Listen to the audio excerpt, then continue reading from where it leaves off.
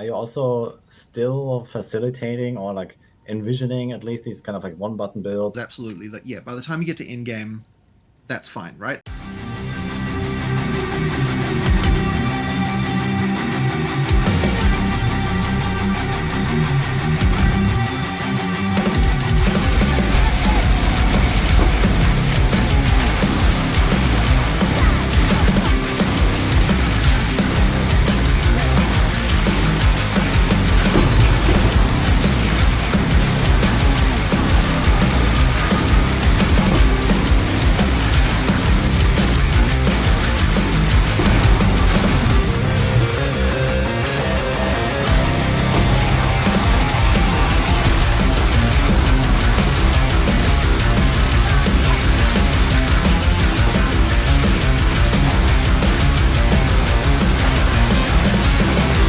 Now we can go back.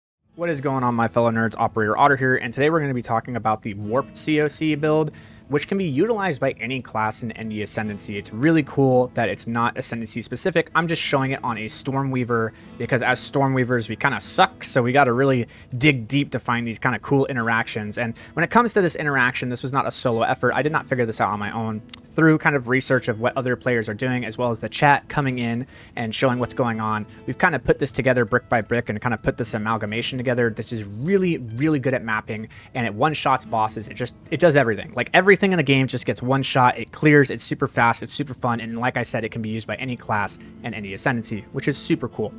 Now, I don't want to go too much into detail about how the build functions because it's going to function off of the exact same base principles as stage 5 of this build. Now, if you're not tracking on that, on my YouTube channel, I do have 1, 2, 3, 4, and 5 stages of the Stormweaver build, which is called Orb CoC, and it is literally functioning off that exact principle. If you are running stage 5, you can immediately shift into this with just some gem swaps, and we're going to show how that works. But I would watch those so you understand what's going on.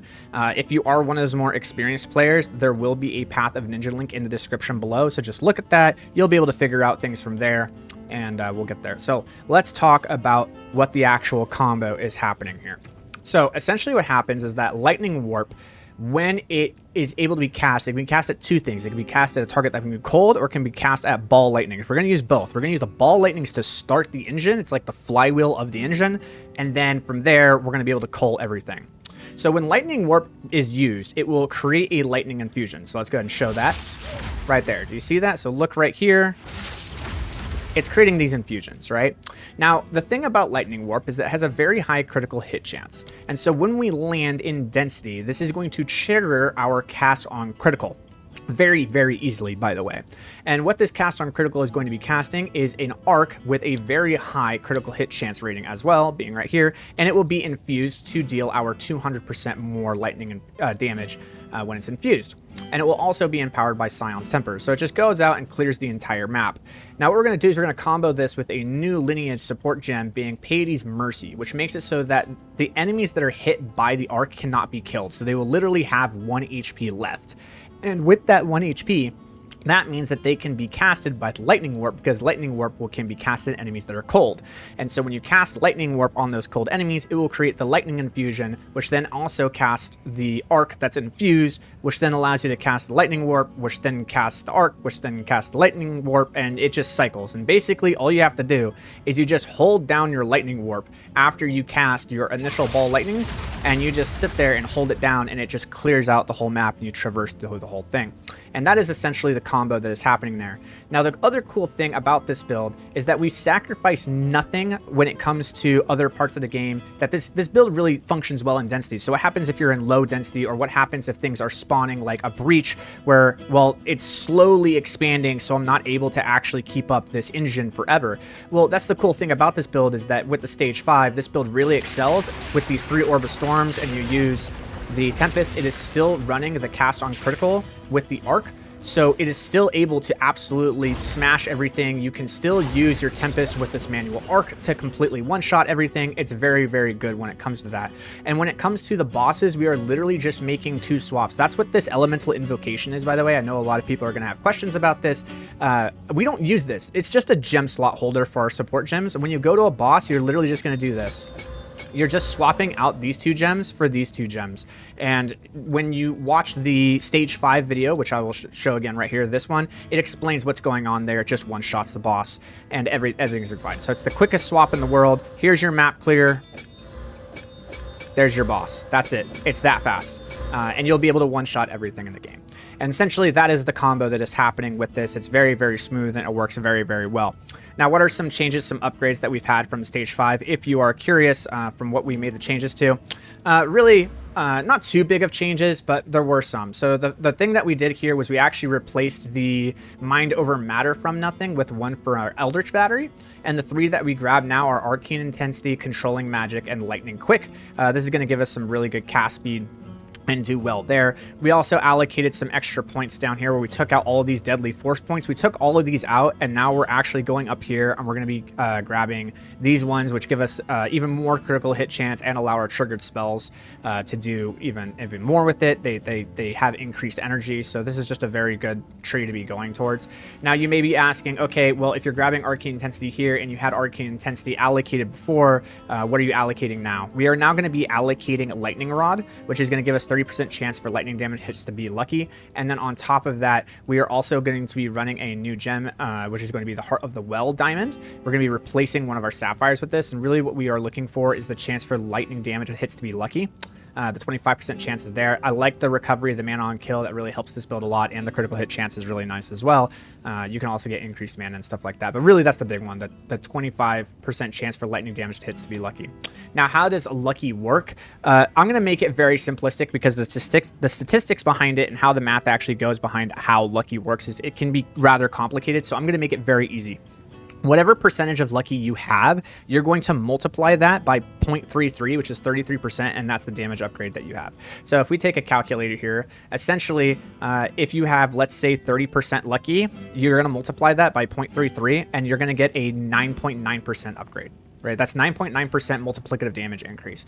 We have 0.55%, so we take that and we multiply it by 0.33333, and this gives us an 18% multiplicative damage increase, which is more than the Arcane Intensity. Arcane Intensity was giving us an 11% damage increase, so that's why we're doing that. It is just a more powerful upgrade that we can do. And essentially what it does is it's just allowing the lightning to be rolled twice, and it just takes the higher value, and that's the one that's going to actually hit. So that's the changes that we made with the passive tree and what we're doing with that. We also made some changes in the gear slots. Specifically, what I did was I am now running a double, and I'm running the increased effect of Arcane Surge and the increased cast speed. The Magnitude one is the one that you want to do if you're doing like 6-person Arbiter, yes, because Lightning Conduit's going to hit very hard, but like you don't need that much damage when you are in the maps. Being able to just have faster cast speed, faster mana regeneration rate when you're low, as well as having the cast speed is very nice. And then at the same time, these boots, 55% movement speed boots is really the big change that I made there. For the charms, we want to run the Fall of the Axe Silver Charm. This literally makes us immune to slows, and because of how quickly we're killing everything, it's just up 100% of the time. And when we have Onslaught, it gives us 10% movement speed and 20% increased skill speed, which is cast speed, essentially. So that's the change that we're making there for the 3rd slot on the charm. And that's really it. Like the gloves, the charm, and the boots are really the changes that we made. So I want to go ahead and show this build in action real quick, because we're kind of just doing this live. So let's go ahead and go in here and see if we can complete this in like 2 minutes. There's nothing special about this. It's just a regular bog. It has some rituals and stuff, and I'll be showing that. But essentially what you want to do is you see these guys, you're going to start the engine, and you can see how these guys are low, and you see how these guys are low, you see how these guys are low, you see how these guys are low, and you can just chain it, right? That's essentially what's happening. All right, and if it ever gets to a point to like, oh no, where's the chain? I don't have another chain. You can find some more cold targets, or you can immediately cast another ball lightning, restart the chain, or if you're completely surrounded and you're like, oh no, what do I do? You can literally just press Tempest Arc, and everything just dies. So you can have some fun with it. There's some combo gameplay to it, but you can also literally just hold down E, and most of the time things will just die. And you can just kind of go around the map and just hold down E, and as you can see, I'll just hold down E here, and most things will just go ahead and take care of it. So let's go ahead and try to find the boss here, and I'll show you what to do against a boss and when you're against a ritual. So let's go ahead and just keep moving forward. As I see, it's holding one button down. So when you're in a ritual, here's the problem with this build. There's not enough density, as you can see, it just stops, right? And now it's like, now what do I do, right? The combo just kind of stops. And it's not going to be that efficient when you have a lot of density in the ritual. So what's the answer to this? Or the same thing with a breach. Let's go ahead and show that. This is the weakness of the build. When you have a breach, it's like, okay, now what? The density's over, right? I'm like, oh no, what do I do? You can literally actually just do the same orb. You can just do the orb walking and literally just walk with the orb. And that will do just fine for you as you're walking through and killing everything. And you have no danger to you when you do that. So you can just walk orb with Tempest and everything will die and you will not have any issues. That will be smooth for you. Okay, so I was actually going to do that Burial Bog boss, but then I thought to myself, what better boss to show you than a tier 4 Xesh't, right? A tier 4 Xesh't is just going to prove that, like, yeah, you're just going to one-shot any boss in the game, right? So you don't even need to worry about it. So that's what we're going to do. So we're going to make that swap, right? So Rising Tempest here. And here, and you might be asking, why are we running Rising Tempest there? I have Rising Tempest and Arc, and the reason being is that Elemental Weakness actually counts as a cold, fire, and lightning spell. So when you actually cast Elemental Weakness, it raises the damage of the Tempest. It just activates all three of them. And we're going to use that when we open our damage against Xesh't. So let's go ahead and start Xesh't. So we get him out. We're going to go ahead and set ourselves up. Cool. It's all empowered. We're good to go. 1, 2, 3. Bye, Xesh't. And that's that. There you go. That's how you kill a boss. Yeah, so it kills bosses, it kills the whole map, and you don't have to worry about anything, and it's good to go. So go out, have some fun, play it with any class, any ascendancy, do your stuff, and have a good time. Operator Otter, out.